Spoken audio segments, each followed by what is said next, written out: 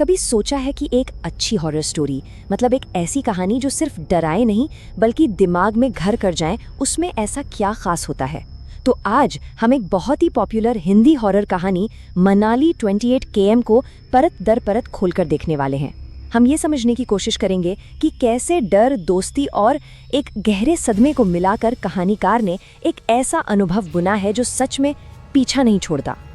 ये लाइनें ये सिर्फ डरावनी नहीं है, ये इस कहानी की जान है। कहानीकार ने यहाँ एक बहुत ही स्मार्ट मूव खेला है।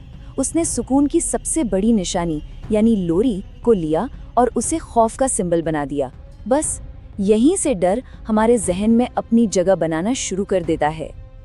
वेलकम टू एक्सोयन स्टूडियो, जहां हर कहानी में छुपा है डर। हर अच्छी हॉरर कहानी की तरह इसकी भी शुरुआत बड़ी नॉर्मल, बड़ी आम सी होती है। तो चलिए हम भी इस सफर की शुरुआत करते हैं बिल्कुल वहीं से जहां से साहिल और उसके दोस्तों ने की थी। इस स्लाइड पे जरा गौर कीजिए। ये सिर्फ एक हॉलिडे ट्रिप नहीं है, ये एक मिशन है, दोस्ती का मिशन। अपने दोस्त समय को एक बहुत गहरे सदमे से बाहर निकालने की कोशिश।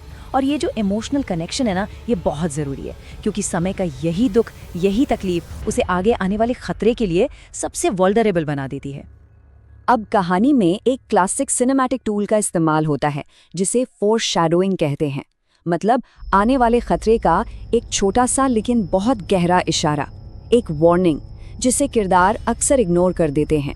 यहाँ देखिए, जगह का नाम ही अपने आप में एक किरदार है, रोहतांग पास, जिसका मतलब है लाशों का ढेर।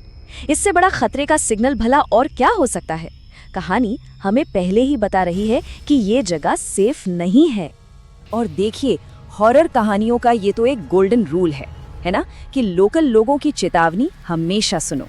लेकिन हमारे किरदार जाहिर है इसे बस एक कहानी समझकर अनसुना कर देते हैं। और बस यहीं से असली मुसीबत की घंटी बजती है।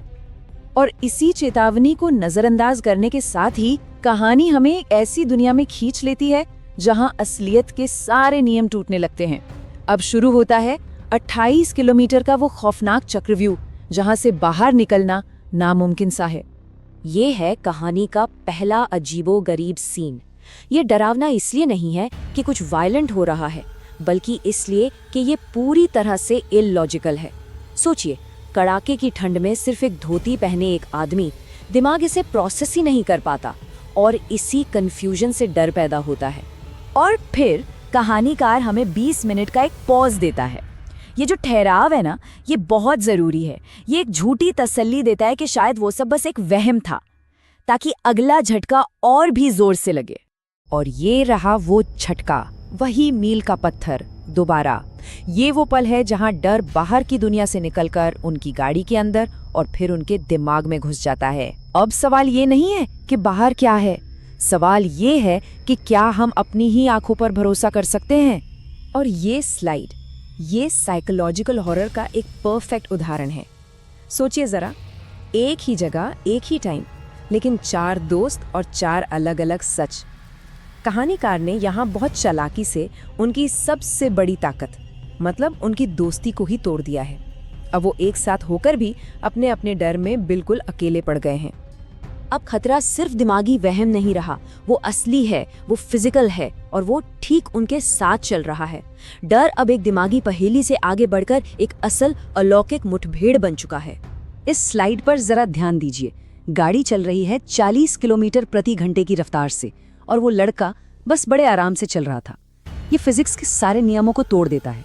ये दिमाग को एक सीधा सिग्नल देता है कि हम किसी इंसानी चीज से नहीं बल्कि किसी और ही ताकत से डील कर रहे हैं। और यहाँ सबसे बड़ा सवाल यही उठता है, वो साया सिर्फ समय के साथ ही कनेक्शन क्यों बना रहा है? शायद इसलिए कि समय का जो दुख है, जो गिल्ट है, वो उसे इन दूसरी दुनिया की ताकतों के लिए एक आसान निशाना बना देता है। वो मदद करना चाहता है क्योंकि उसे लगता है कि वो अपने भाई को नहीं बचा पाया, और वो आत्मा बस इसी भावना का फायदा उठा रही है। कहानी अब अपने क्लाइमैक्स पर पहुंच रही है। डर अब कोई बाहरी चीज नहीं रहा, वो उनकी सबसे सेफ जगह यानी होटल का कमरा और फिर समय के जिस्म के अंदर दाखिल हो चुका है। खतरा अब अंदर से है। और तभी गूंजती है वो लोरी, बचपन की सबसे प्यारी, सबसे सुकून देने वाली याद। कहानीकार उसी पवित्र चीज को लेता है और उसे खौफ में बदल देता है। जो आवाज कभी सुलाती थी अब वही रूह कंपा रही है। ये एक शानदार तरीका है डर को कई गुना बढ़ाने का। और फिर आता है विजुअल क्लाइमैक्स। शीशे में वो डरावना मंजर। इन डिटेल्स को देखिए, लाल आंखें, गले पर निशान, एक अजीब सी मुस्कान। ये सब एक के बाद एक इतनी तेजी से सामने आता है, ठीक एक फिल्मी जंप स्केयर की तरह। एक ऐसा सीन जो देखने वालों को एकदम चौंका देता है और उनके रोंगटे खड़े कर देता है। ये कहानी का आखिरी हिस्सा है। यहाँ हमें चीज़ों का एक लॉजिकल एक्सप्लेनेशन तो मिलता है, लेकिन कहानीकार ये पक्का करता है कि आत्मा भले ही चली जाए, उसका साया, उसका डर हमेशा के लिए किरदारों के जहन में जिंदा रहे। इस स्लाइड में हम देखते हैं कि उस बुरी आत्मा से छुटकारा मिल जाता है, समय फिजिकली ठीक भी हो जाता है। लेकिन चौथा पॉइंट, वो सबसे जरूरी है। साहिल हमेशा के लिए बदल चुका है। उसे पता है कि उसने क्या देखा है। असल डर का निशान कभी नहीं मिटता, वो एक गहरा जख्म छोड़ जाता है। और कहानी हमें इस एक सवाल के साथ अकेला छोड़ जाती है। एक सवाल जो सिर्फ साहिल से नहीं बल्कि हम सब से पूछा जा रहा है। यह सवाल सीधे हमारी इंसानियत और हमारी डर के बीच की लड़ाई पर चोट करता है कि अगर कभी रात में कोई मदद के लिए खिड़की खटखटाए तो क्या दरवाजा खुलेगा? और ऐसी ही डरावनी कहानियों के लिए ज़ोयन स्टूडियो को सब्सक्राइब जरूर करो।